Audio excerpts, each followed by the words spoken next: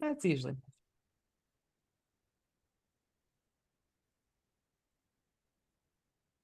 All right. All right. Good morning, everyone. So great to see you.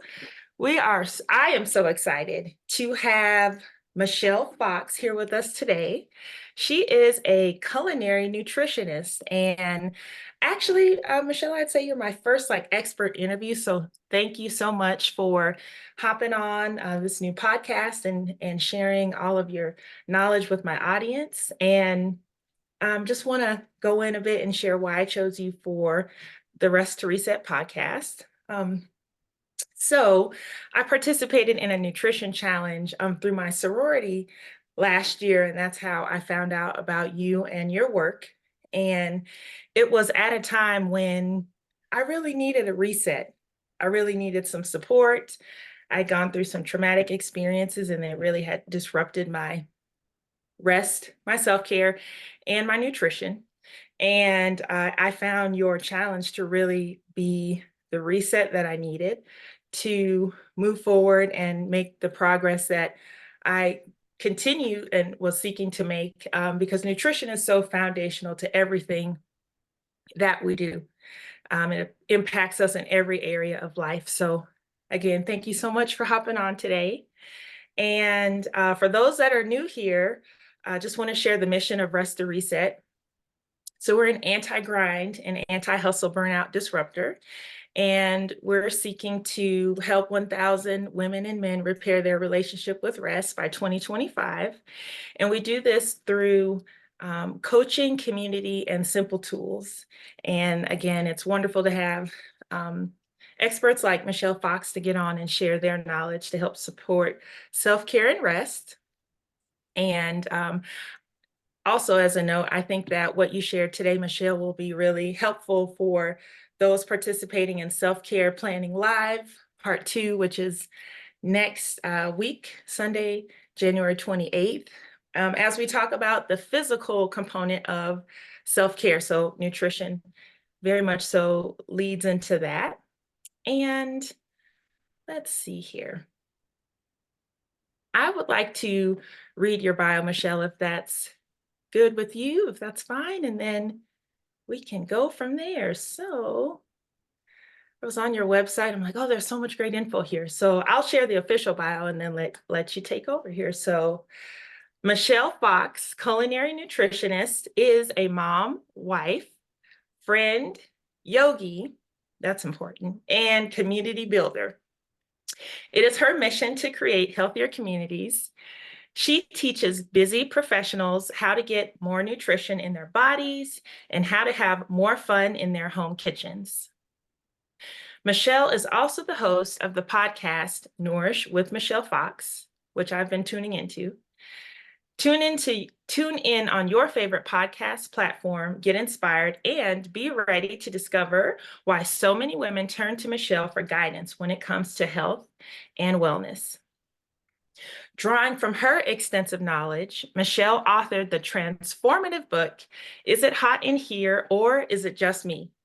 7 Steps to Dramatically Reduce Your Hot Flashes Through the Power of Nutrition. With this guide, she aspires to alleviate the suffering experienced by women navigating the challenges of menopause, offering practical solutions through the power of nutrition. Michelle's certifications come from New York University, Interconnect Institute, Connection Institute, Arvigo Institute, Belize, and the Academy of Culinary Nutrition in Toronto. She builds healthier communities through teaching culinary nutrition workshops, hosting international wellness retreats, and engaging in community service. Based in Denver, Colorado, you will find Michelle on socials at Michelle Fox Love and at michellefox.com. So with that wonderful official bio, welcome, Michelle. Thank you Thank so you for much for joining me. having me, Ashley. Oh my goodness. It's just your energy is beautiful and I'm just loving it. I'm sorry that we're not in person, but just even having you here on screens is a great way to start my day. So thank you. Oh, yes. Thank you. Mhm. Yes, yes. So, I mean, that's a very impressive bio. Is Thank there you. anything that you would like to further share, like with the audience, before we hop into the questions? Well, I'm just so excited that you asked me to talk about rest because that is one thing that I'm personally looking at on my own journey. And at the time of this recording, a lot of us are coming out of the rest period from the holidays and kind of moving back into the busyness of work and family and responsibilities. And so I just believe this conversation is right on time. So I am happy to share whatever you might want to hear. Wonderful. Well, I'll start with just a very brief background again. Like when we first started, I shared how we connected, how I found out about your work through the nutrition challenge, and just a little more about me to frame really the questions that I want to ask you, Michelle. Yeah. So I was thinking about when I was preparing for this podcast, okay, how does nutrition impacts rest and self-care? We can think of the many ways that it can if we have a poor diet, how it can impair us physically, cognitively, emotionally, relationally, just in a lot of ways, how it makes things more difficult when we don't feel good. But also vice versa. And our self care and rest, when those are not in alignment, can negatively impact our nutrition. And when we're doing well, we may eat better, and it's a feedback loop, either in the positive or the negative. And so, I just briefly wanted to share my nutrition pivot point, which was a couple years ago. I was transitioning into a new career, which required completing several fitness tests. And at the time when I had first started, like in my mid 30s, and former athlete, but I was not doing well training. I was not doing well, and I realized that I had to really fine tune my nutrition to really Mhm. be successful and to perform at my best level. Mhm. So my mid 30s is really when I would say improved my nutrition and right amount of carbs, good fats, protein, all that good stuff. Was doing well. Long story short, had several traumatic events like transitioning into this career, and it just threw everything off fundamentally. My rest, my self-care were really disrupted very severely. I would say it was like I just felt critically fractured. Mm. And like that experience totally disrupted my nutrition and everything that I had built to that point. And Sure. it was just this negative feedback loop. Sure. And so with that, I just felt like I was back at square one. And so again, when I ran across the nutrition challenge with the sorority, that really I just appreciated it because it just helped me re-baseline. Mhm. And although I had all this information on how to be healthy, eating wise prior, I will say that your challenge really helped me in a few key ways. One, it was very simple. The steps were very tangible and applicable. Whereas before, I felt overwhelmed with, I had the information, but it was just too complicated. And it was difficult to, especially just being in like the state that I was in, it just felt overwhelming. So your shopping lists were simple, the recipes were simple. It's just like, okay, I have enough energy to manage this. I can handle this. So I appreciated that. And also just the dynamic that you had with the culinary chef, and she would get on and kind of just show us like those very practical tips in the kitchen. So it became fun again, and it Yes, and that was was just, Chef Lisa. Just a shout out to Chef Lisa yes, Given. Yes. thank you, Chef Lisa. She did a great job, and you Yes. you make a good team. Thank you. So it just really was what I needed. It was the right amount of information. It wasn't overwhelming. And I really could feel a difference in myself, like during the course of that challenge. And it really improved my trajectory and it helped me get back on track. So thank you. Thank Mm. you. Oh my gosh, you're welcome. And thank you for showing up and doing the work because I could sit here and talk to you 24 hours a day of what you should and perhaps could do to make the changes, but it really takes you and the choice to say, yes, I'm ready to feed my body the way she wants to be fed. So kudos to you for doing the work, Ashley, sincerely. Well, and thank you for making the work, just putting it in bite-sized pieces. My So, pleasure. for busy professionals. And then there was alignment there because I know you work with busy professionals and we work to help high achievers or recovering high achievers just come back into balance. And so, Mhm. with that, I would like to pull a card from the rest deck from the Ooh, Nap Ministry. I don't know if you're familiar with this rest deck. It's kind of like all the buzz this summer, but I love it. I'm familiar with the ministry, but I didn't know that she had a deck. So I'm intrigued. I'm yeah, excited. yeah. So this is kind of like bite-sized rest bits, and I want to like propose. I want to ask you a question from her, or really, it's a statement from the rest deck. Get your feedback on it, and then I have some questions for you. Sounds So great. I want your take on this, Michelle. Okay, so this All right. card is rest is my foundation to build, invest, restore, and imagine the world I want to see. Hmm. Hmm. And I can reread it. No, the word that immediately jumped out at me is the restore piece, because it speaks to your journey that you just shared with us. And it also speaks to my idea that when we're young, like we all have dreams. Sometimes they get crushed because of life situations, but we all have them. Like we all start off knowing that the world is good and knowing that we are loved. And we have these dreams. And the word restore to me, I'm actually looking at that in my personal life because now that I'm 51 and I'm working my way through menopause, and it's definitely been an up and down journey. What I have come to is that I've really been looking at a lot of the dreams I had as a child to see how I can bring that into my present life to give me more energy and give me more vibrancy. And so I absolutely love the word restore from that card. That's beautiful. And I'm going to come back around to kind of what you mentioned about some of those earlier dreams in life and how we're revisiting how you're supporting yourself in that. So thank you for that. Mm. And on to my next question, Michelle. So can you share, this is a platform about self-care and rest and repair, restoration. Can you share one of your restorative practices? Yes. So I know you brought me on for the nutrition piece, but I would be remiss if I didn't share my big secret, which is meditation. Like I know Mm. you and your audience have probably heard this every single day. And sometimes we're right on it. And sometimes it's like, not today. And sometimes it's like, yes, give me like 2 hours.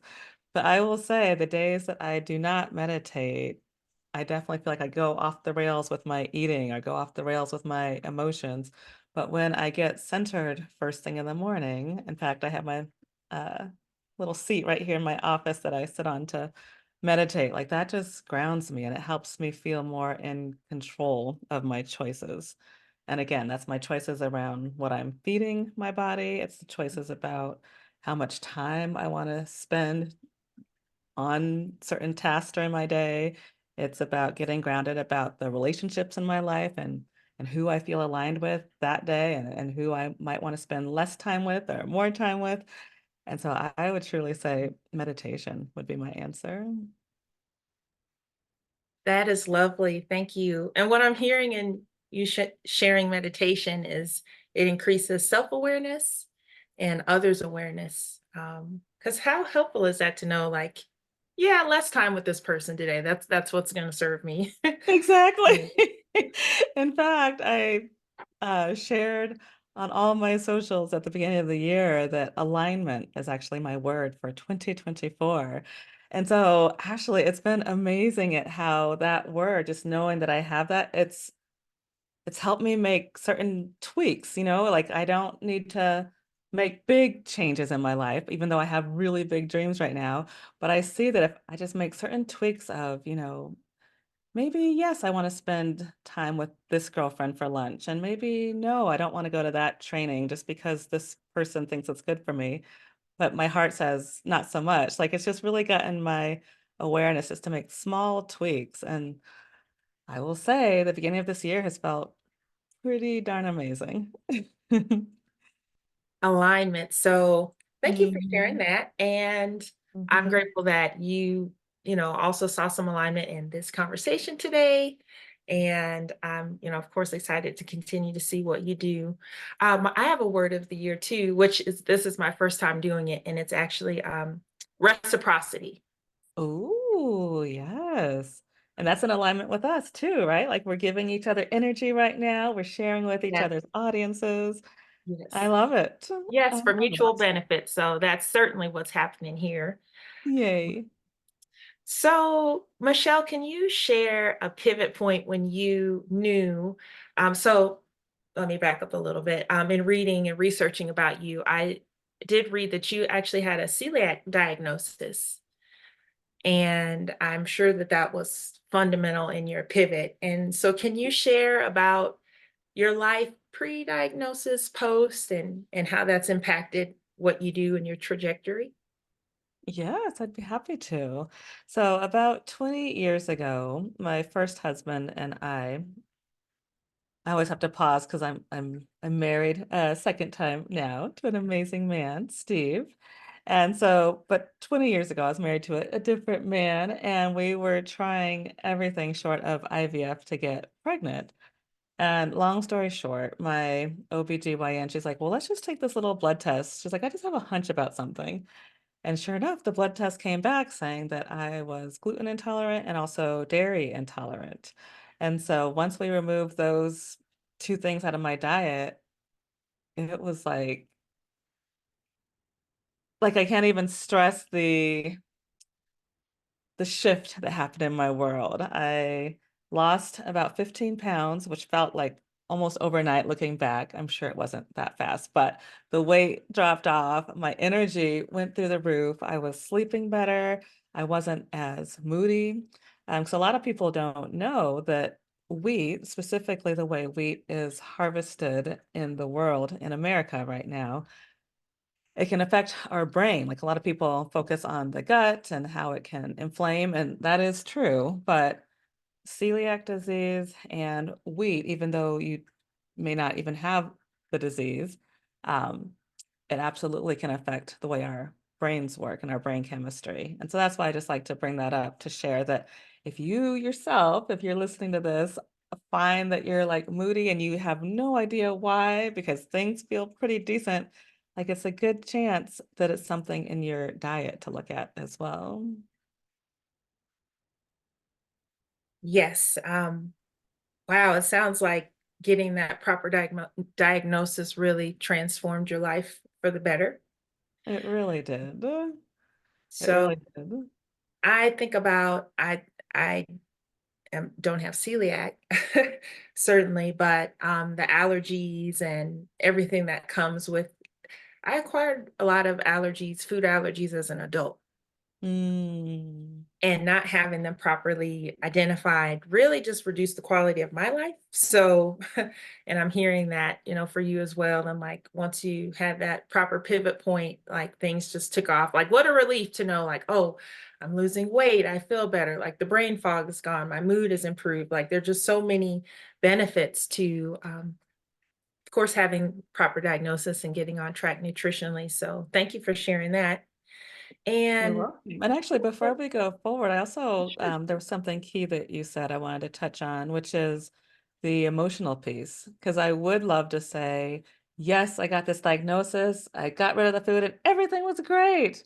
But actually, it wasn't. Like, I would say the first 6 months, it was really an emotional fight I had with myself because 'cause I'm like, "Oh, I see I feel better when I don't eat these things, but, oh, my family over here is eating fried chicken and the pancakes and the waffles," and I'm like, "It's not fair that I can't eat that anymore," and so I did go through about a 6-month, self-pity time, and so I just bring that up to say I absolutely have compassion for people on their journeys. So it's like, yes, keep searching for those answers, but then also, yes, have compassion for yourself when it is time to make those changes because food is very personal and food can be very emotional and um even has just some of the historical reasons that, the food is in our DNA, like certain foods, we just crave them.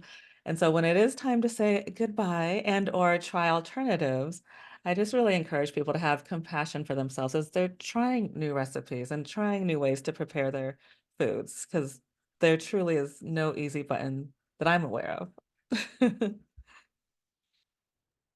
And thank you for like touching on the emotional or expanding on that because I think it's particularly like now coming off the holidays and like with food being social and emotional, like it is hard to not eat the pound cake or, your grandma's special recipe, whatever it is. Like I remember when I just had all these inflammatory issues. And if I ate like my mom's pound cake, I would just my body would just I would feel like I had strep throat and I would just be really sick for like 3 weeks and it was all in my sinuses. And my mom always and she actually helped me in this area to tell me like don't eat things at family events that don't make you feel good. And it's like it sounds like a common sense thing, but it's like trying not to insult people and their feelings about food. And but Mhm. yes, so there it is difficult when you feel better, but just socially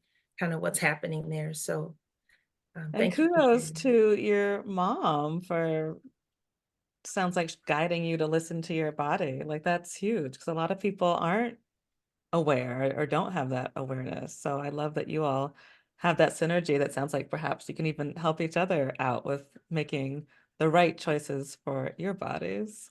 Absolutely. She helped empower me to make better choices like for myself. Like they'll be okay. They'll feel how they feel and you take care of yourself. Ding, So ding, ding. shout out to mom. I love to hear Good that. That's moms out right. Shout there. out to mom. Absolutely.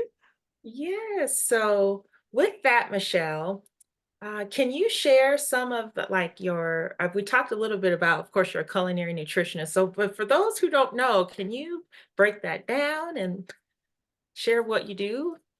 Yeah. Absolutely. So with culinary nutrition, the beauty of it is it's kind of like I look at it as an umbrella. Like there's so much that you can do if you step into this career. For me, what I'm most focused on is my podcast. It's called Nourish, and I speak to busy professional women. And my goal with the podcast is to support women on their journey with just little mindset nuggets and nuggets of wisdom to help ease their path because we have a lot going on as busy professional women. So, the podcast, also international wellness retreats. Right now, I have an annual, and just last week, I decided to add a second retreat in September. Jazz hands. I'm so darn excited. But I take a small group of women, usually to Costa Rica or to Mexico, where it's just time for self-care and time to hit that reset button, which is obviously very much in alignment with the work you do. Um, and then lastly, I teach cooking classes with AARP, and that's once a month, actually every second Thursday. You don't have to be over 50 to join us, and it's free to anybody who wants to join. And so I love doing the cooking classes because, it's active.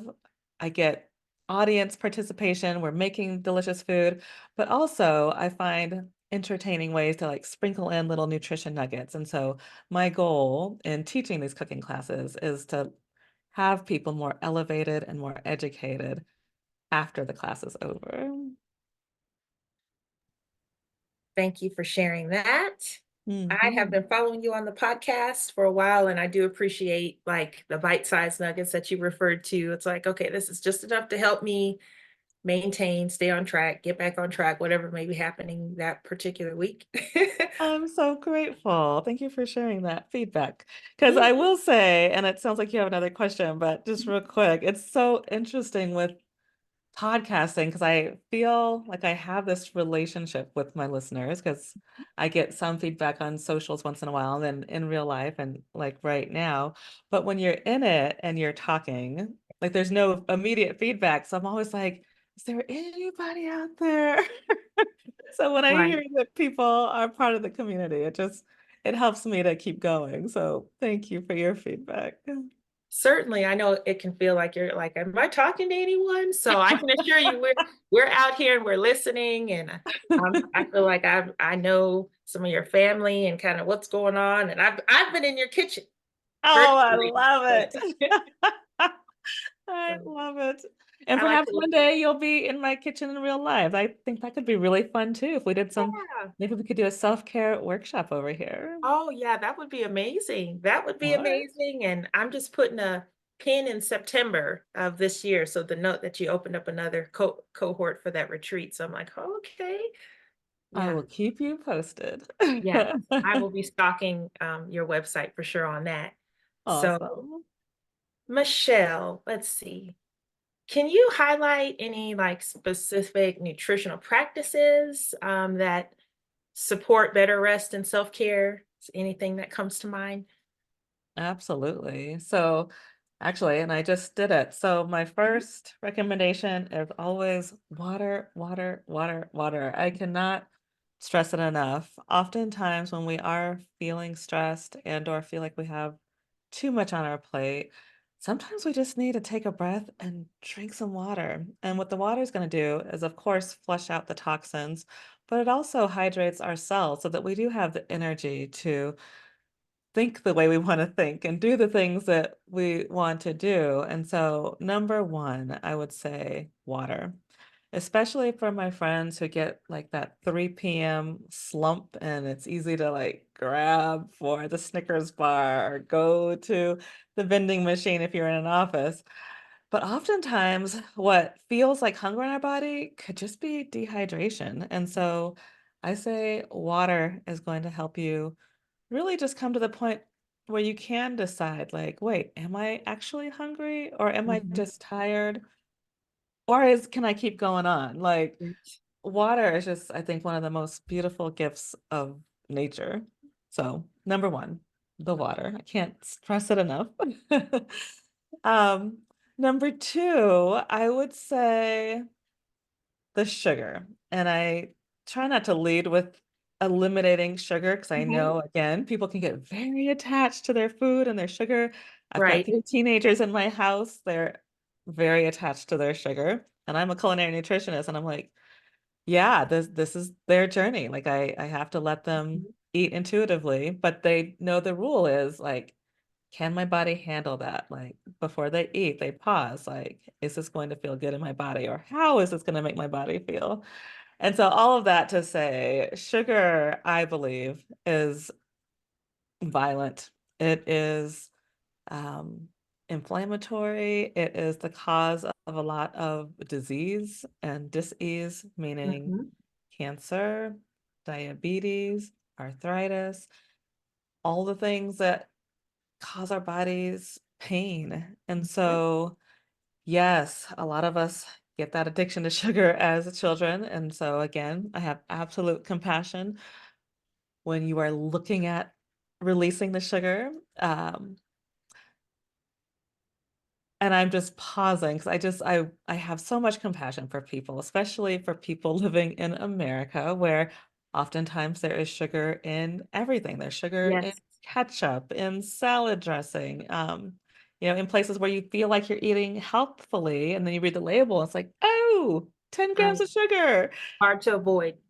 Yes, but worth it. I'm glad you said that. So worth avoiding. So if you can find ways to get creative and experiment with new recipes, and I like to recommend people go to what I like to call Doctor Google. You put in maybe a few ingredients that you have in your kitchen and your fridge, and like thousands of recipes will come back. And so I encourage people to get creative when you're looking at making tweaks to your diet because the sugar is not doing you any favors. Including one last thing, just in relation to our conversation around rest, sugar is actually a stimulant. And so if you're finding that you are having a hard time going to sleep at night, it might be time to look at, well, what did I eat just a couple hours ago? Oh. And or the timing of the eating, related to sugar, but a little bit different. I recommend people do not eat 2 hours before they go to bed because our bodies definitely need time to rest and digest before our brains get the signal of, oh, it's dark outside. Oh, it's time to go to sleep. But if you're finding yourself like having that monkey mind and racing thoughts before you go to bed, there's a good chance you may have had something sugary and or you just ate too close to your bedtime. So just want to offer that up to you. You shared a lot of great tips here. Mm. So first, with the water, Hmm. um, I have personally found that it is helpful. I've realized there are times where I felt like I'm very hungry, and then I'm like, okay, drink a glass of water, and then like sometimes that hunger subsides. So I'm like, oh, I actually was dehydrated. To your point. And folks, you see, she's drinking out of a glass cup with like a stainless steel straw. So that's healthier, of course. So, and you would recommend even just regular water over coconut water? Let me show you what I have off screen. Oh, I love it. So, well, one, First it's thing in color the morning. coordinated with my shirts. I love that. But good. And thank you for adding that it's first thing in the morning because that helps. Because if we are going to have sugar, then I do recommend having it first thing in the morning because then your body has time to work it out. But yes, I'm so grateful you're reading the labels right now. What does the label say for the sugar content? I did not even think about this, Michelle. There are 13 grams of sugar and 1 gram of added sugar in this coconut water. I didn't even consider the sugar content. I'm just like, oh, it's coconut water. So, And that's wow. the thing. I'm so grateful you were willing to be transparent there because a lot of people don't know because it's a thing that I like to call health washing. So even just looking at that bottle, what you have, like that makes it look healthy. Like it's coconut. Look at these beautiful colors. You're on a healthy beach. Like that company spent a lot of money in their marketing department so that when we look at that, it's just an easy grab. It's like, yes, I'll give you my money. I'm going to be healthy. And so I would say coconut water occasionally, of course, great as a Mm-hmm. gift to yourself, but, or I should say a treat for yourself, Mm-hmm. but perhaps maybe not every meal and not all day, Sure. Sure. just as Well, you're thank you. Look, becoming I'm more getting live aware. coaching here, y'all. That's what I'm here for. That is really good because I've started a habit of that. So this is something that I have the awareness to shift my behavior. There you go. So that is good. Now let's see. I heard a couple other things. I want to ask you, so as a coach, when you're sharing, like you see your children consuming sugar and you want to empower them to make their own decisions. And like, how do you balance? I had another coach describe like when you're coaching people, you want to hide the veggies like in the milkshake. So, because like people do get defensive, like, I can't take my sugar or, whatever it might be. But how do you balance that to help people? You did touch on it, but to help people see the benefits, but without it being like too drastic, to just help support progress. Yeah, so funny story, then I'll answer you more directly. But because my daughter's birthday is coming up in a couple weeks, it just hit me. I have um, this dish that's called hamburger casserole, and it's really yummy. It's like ground beef, there's lots of veggies and onions in there. And then the top layer, it tastes like it's mashed potatoes, but it's actually mashed cauliflower. And my husband and I like devour this dish. And in the beginning, when my kids were younger, they devoured it until they found out, to your point, that it was mashed cauliflower and not mashed potatoes. And so one year, my daughter asked for this dish for her birthday dinner. And she's like, and you're going to make it the real way, right? And I'm like, uh-huh. But for some reason, and I even kind of feel bad as I'm even sharing the story, but I was like, in my mind, the real way is with the cauliflower. And so I made it, and she took one bite and she pouted the entire night. She's like, you ruined my birthday. And I think maybe she was 10, 11 at the time. And now she's about to turn 17.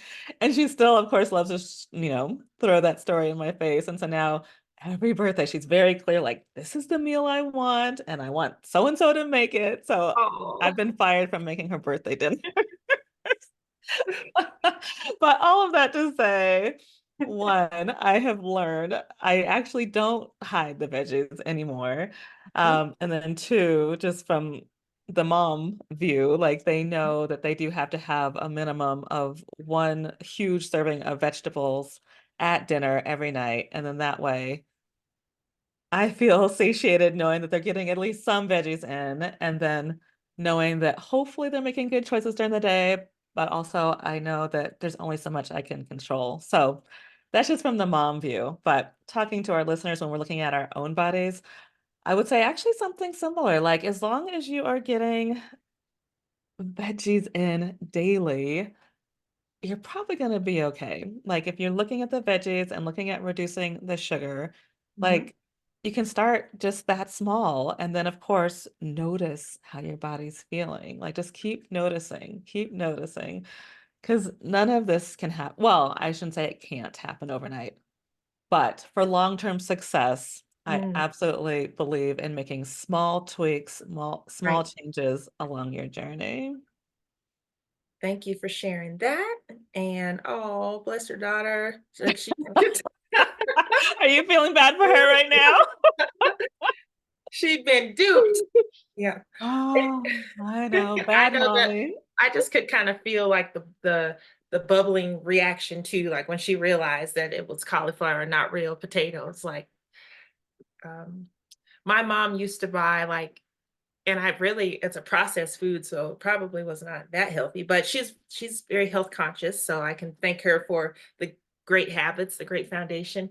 But like Oh, yep, veggie stick potato chips, yep. and I just had to draw the line with that. Like, I am not eating this, you know. I want regular Lay's. So we kind of You laughed fought about it her on now, that one. but so Yeah, I I had to actually fire fed her those. from that. Yeah. I fed those to my kiddos when they were Mhm, younger. mhm. I thought they were, like I like to call them more of a neutral food. Like I try to stick away from good foods, bad foods, but certain foods truly are neutral. Like they're not going to be health promoting, but they're also not going to be health deleting. So I still say kudos to your mom. She would say, "Yes, I like Michelle. That's right, Michelle. That's it." So she was also part of the challenge, by the way, and she progressed during that time. Mm. So, and you also just shared a gem for the listeners. Did you catch that about how you framed not you use different words, but good or bad, but like health promoting or health deleting, like that does help. I think when we think about what am I going to eat and is this helping me or is it, going to set me back some? So that Right. is helpful. You mentioned, sugar and not consuming too much before bedtime because it's a stimulant, but also, it's just so many negative things that sugar does to our systems when we overdo it. But I just wanted to share, like, I recognize when I have a sensitive skin, eczema. I have a natural skincare company, which is, another topic. But Mhm. when I overconsume sugar, it cracks my skin. Yep. Like I can note like around my like literal cracking and bleeding. And so that is a strong uh that keeps me on the straight and narrow, with that because it just hurts. It's like, what is going on? Like, so Right. That's immediate feedback. And mhm, again, kudos to you for actually listening to your body because, yeah, sugar absolutely dries out our skin, mhm. uh, including a lot of us shows up with dried lips. I know you said kind of the eczema around, but also the dried lips actually goes back to the water. It might not necessarily be sugar related, but I know not everybody knows the dried skin on your lips. People often just reach for the chapstick, and that's fine. But I would also say reach for that water to guzzle because when our lips are dry, that means it's already too late. Like our body's already saying, we Mm, are dehydrated. mhm. Let's do something about it. So I'm glad you brought up just some of the outward symptoms that we can look at that are related to our nutrition. Absolutely. So, all right, folks, if you're not drinking your water, get your bottles, get ready. Hydrate, That's hydrate. right. Including this stays on my desk Oh, daily. wow. I try to fill this up twice a day. It's Right. just not cute when you're on camera to do this, so that's why I Mhm. have this. But absolutely recommend keeping that water bottle on your desk. I also have a water bottle in my car, just another hip tip so that it's always there and easy grab. And then my kiddos know we don't leave the house without a water bottle. So everybody has their individual water bottles.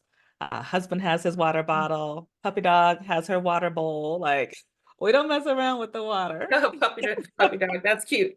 That's cute. Mhm.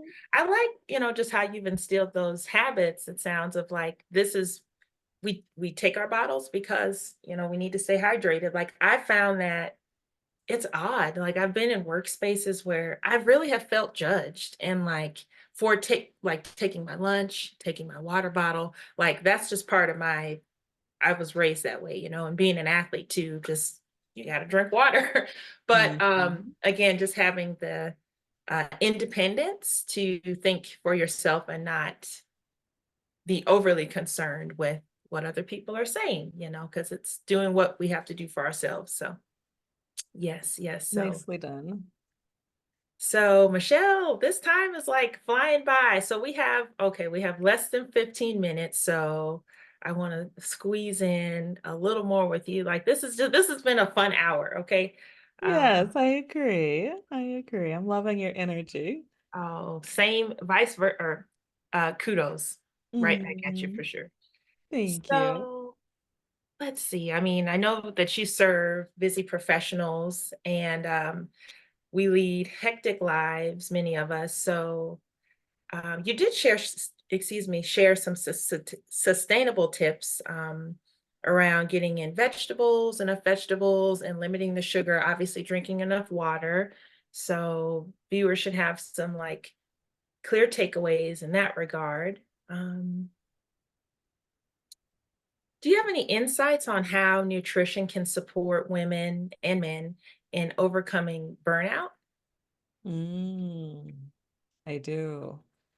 So, if we're only looking at the nutrition level, and I love your work, how you're looking at all of the different levels, because obviously rest and self-care, there's many different layers, and we are worth it. I can't overstate it. We are worth getting our self-care in to take care of ourselves so that we can Absolutely. pour into ourselves so that we're able to choose how and when we want to pour into others. So just want to start off there. So if I'm just looking at the one layer of nutrition, yes, I would say we've really, I mean, besides the water, Mhm. besides eliminating the sugar, and I actually forgot to mention the caffeine. The caffeine is very similar to the sugar piece, Oh, so you're we can coming down my street with this one. we can touch on that in a moment if you want. But the good news is, yes, there are things and foods that do help us rest. And I would say particular foods that are heavy in iron and potassium. Oh, Those both can help us relax our nervous systems. So whether that's to rest during just our daily lives or to rest before we go to bed, a few foods, and I actually wrote down a few notes here. Let's see if I can read my handwriting. Um, to get the iron, I will say almonds are a great source of iron, edamame, lentils, beans, and dark leafy greens. And getting that iron in our blood, and actually specifically for Black women, this is really important because we tend to have the highest rates of anemia. And yeah. I don't know all the studies around that and why, but having the iron come from our food sources are going to help eliminate the anemia and help Mm. increase our iron sources. So again, almonds, edamame, lentils, beans, that's all kinds of beans, black beans, garbanzo beans, those are my two fave. And then of course the dark leafy grains. And then potassium, we have avocado, banana, spinach, fish, and then, of course, the D3 supplement. It's hard to find D3 in food. Some foods have it, just not enough that our body's going to be able to absorb it. And so I personally take a D3 supplement daily to, they call that of course, the sunshine supplement. And so that's going to help with our moods as well. So, yes, when we're looking at nutrition as it pertains to rest, I would say let's look at increasing our iron and increasing our potassium. as I'm saying that, one caveat I want to make, so I did say the D3 supplement, and maybe I just want to make sure nobody heard me say iron supplement, because yes, if your doctor has prescribed that to you, there's a good chance you need it. So of course, listen to your doctor. I will also say if you are on an iron supplement, you might want to look at taking a magnesium supplement as well, just to help your digestion stay on track, because iron supplements can often constipate us. And I don't want any of my friends constipated because that's just not fun. But obviously, there's the scientific piece as well, that that's toxicity staying in your body if it's not being removed from your body. So we definitely want to focus on healthy daily elimination, if not 2 to 3 times daily elimination to get those toxins out of our system.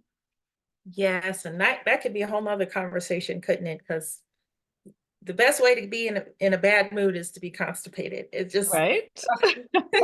literally everything Exactly. just feels backed up. Can't think, brain fog. Exactly. So that Exactly. that was really helpful, Michelle. So yeah, thank you for sharing. Okay, so about the iron, the potassium, and the supplements. And so what you just shared is an excellent supplement to what we teach in Rest to Reset around like really like burnout recovery, going out into the sun, um, allowing the sun to hit our face, grounding, community.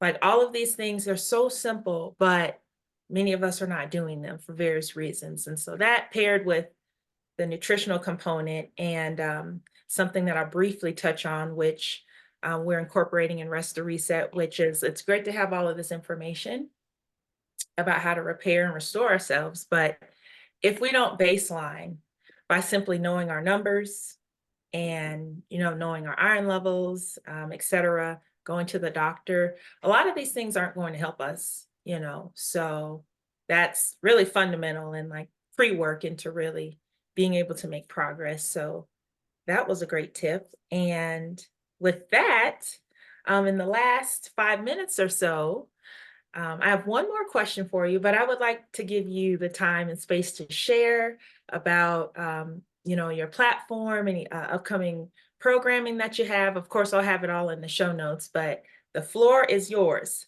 Hmm. Well, I just want to start off by reiterating what you actually just mentioned about community. I absolutely strongly encourage women to join your community with your reset workshops, because it is easier to just have that motivation to want to feel better in our body when we have, a sister, a brother to lean on. And so I want to stress that, scream it from the mountaintops, like be in community. Our relationships, actually, science has shown that the quality of our relationships actually affects our health and our health habits. And so, community, community, community. So, community with Ashley. And then, yes, I would love to invite you to join one of my international wellness retreats, whether it's in Costa Rica or in Mexico. And or we have a few other places we're looking at right now. But if you go to michellefox.com/retreat, you can get on my wait list and we will absolutely let you know. You'll be the first to know when the next retreat comes up. So that's a great way to get involved with my community as well. Because once you go get on our wait list at michellefox.com/retreat. You'll also get weekly updates on our podcast guests and any other information that I can give you just to support you in community, to support your mindset, and to support your health. That was so beautiful. Thank you. Yes, thank you. Thank you for having me. This has been a beautiful way to start the morning. Yes, absolutely. Like you, I would say are a natural sunshine. Hmm. Thank So you. this has been a great way for me to start, the weekend. And again, want to thank you for your time. And last question. So this is a little personal. I like to end my podcast by asking, my experts something that they like about me or um, the platform, Rest to Reset. And then, but I'll start. Certainly, like this is our first time meeting, Michelle. So I want to share something that I like about you and that I admire, which is again like from when I first interacted with you through that nutrition challenge. I respect the knowledge that you brought to the community. Your personality is just like so pleasant. You're easy to learn from. And I also just admire your journey, your vulnerability, your transparency. And I think it's amazing that you've like studied plant medicine, which is another thing that, I would love to talk to you more about. Like, I just find your journey inspiring and intriguing. And you, I would say, serve as a model to me in terms of just your positivity, your knowledge, and the contribution that you're making to just the health community. So thank you. Oh my goodness. You are welcome. Thank you. Ah, that was incredible. It's I can see why you might end this way because just that like whoosh of love and well-being. It's increasing my well-being, I should say. So thank you for that. And so now this is my turn. I get to pour into you what I Yeah, admire so about you. I'll pose the question to you, something that you like about me or rest to reset. Yeah, it actually came to me yesterday as I was preparing for our talk today. And the thing that I have admired about you, just witnessing you from afar, is that you are methodical. Like you have this desire to heal the community and to heal yourself. And so, as a witness, it's been really beautiful to see you go through your own transformation and then to see your willingness to share it. And I've seen that it's been like, we're going to do this, and now we're going to do this. And I don't know if that's intentional, but your energy that you put out feels very intentional. And I really admire that because oftentimes as entrepreneurs, it's easy for us, and I'll just speak for me as an entrepreneur, it's easy for me to be like, oh, that looks like a good idea. Let's go do that. Oh, I want to learn that. Oh, let's go do that. And then the message can get blurry and or I get flustered and then I'm like back to square one. But with you, it's been really beautiful to watch your methodical journey and you're spreading your message and your voice is getting louder and more clear. And so thank you for sharing your journey with us, and thank you for bringing so much intention to the work.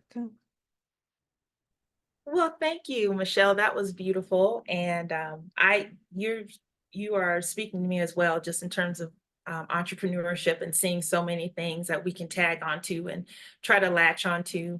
And I'm continuing to walk in authenticity and embrace that the mess holds the message. So, telling the truth helps us get free. So, Amen. Amen. yes, yes. So, again, thank you for the viewers. Definitely check out Michelle's resources, plug into her community. You will certainly leave better than you came. And Michelle, have a wonderful weekend. I'll, of course, send you all of these resources, and I just look forward to staying in touch. Thank you. Thank you so much for having me, Ashley. Yes, yes. So, with that, thrive. Yes, yes. Mm. So thank you. So with that, I'm going to stop this recording. Let's see. Come on.